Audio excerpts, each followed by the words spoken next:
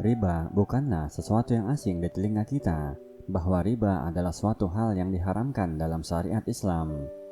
Secara sederhana, riba merupakan tambahan yang dibebankan oleh pihak satu dari pihak lain yang berkaitan dengan transaksi barang ribawi. Sepintas saja sudah bisa dipahami bahwa riba sangat bertentangan dengan karakter Islam sebagai agama yang mengedepankan sikap saling tolong-menolong, sementara riba bukan meringankan, justru merugikan. Ibnu Qudamah berkata, riba itu diharamkan berdasarkan dalil Al-Quran, As-Sunnah, dan Ijma', yaitu kesepakatan kaum muslimin. Di antara dalil dari Al-Quran yang mengharamkan riba, Allah Subhanahu wa Ta'ala berfirman, "Hai orang-orang yang beriman, janganlah kamu memakan riba dengan berlipat ganda, dan bertakwalah kepada Allah agar kamu beruntung." Quran Surah Al-Imran ayat 130. Di antara dalil dari As-Sunnah yang mengharamkan riba adalah sabda Nabi SAW yang menunjukkan bahwa riba adalah dosa besar.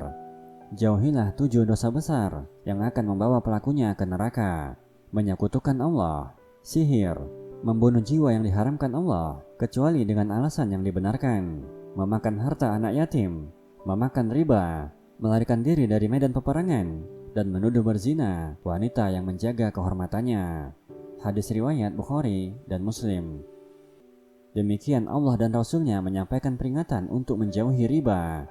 Orang-orang yang mengabaikan peringatan dari Allah dan Rasul-Nya, maka akan mendapatkan balasan yang sangat menyakitkan. Berikut adalah dampak riba yang menunjukkan bahwa riba bukanlah perkara ringan.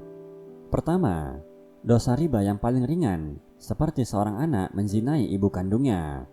Berzina saja dosanya sudah sangat besar, apalagi berzina dengan ibu kandung sendiri, dan itulah dosa riba yang paling ringan.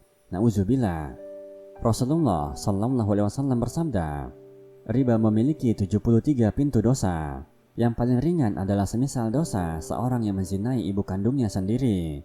Sedangkan riba yang paling besar adalah apabila seseorang melanggar kehormatan saudaranya.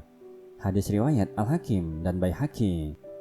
Kedua, dosa riba lebih dahsyat dari 36 kali berzina. Rasulullah SAW bersabda, 1 dirham yang dimakan oleh seseorang dari transaksi riba sedangkan dia mengetahui, lebih besar dosanya daripada melakukan perbuatan zina sebanyak 36 kali. Hadis riwayat Ahmad dan Baihaqi. 1 kali berzina sudah cukup untuk mendatangkan azab. Bagaimana lagi dengan riba, walaupun hanya 1 dirham, namun dosanya lebih besar dari 36 kali berzina. Ketiga, di hari kiamat perut mereka akan membesar dan dipenuhi ular.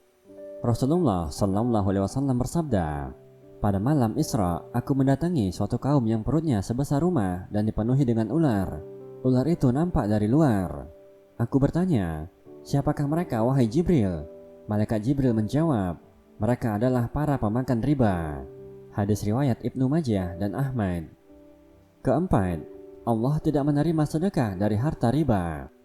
Pelaku riba tidak mendapatkan pahala ketika hartanya yang dari hasil riba diinfakkan di jalan Allah, karena Allah hanya menerima dari sesuatu yang baik. Rasulullah SAW bersabda, wahai sekalian manusia, sesungguhnya Allah itu maha baik dan tidak menerima kecuali sesuatu yang baik. Hadis riwayat Muslim. Kelima, doanya pelaku riba sulit terkabul. Rasulullah menceritakan, ada seorang laki-laki yang telah menempuh perjalanan jauh sehingga rambutnya kusut dan berdebu.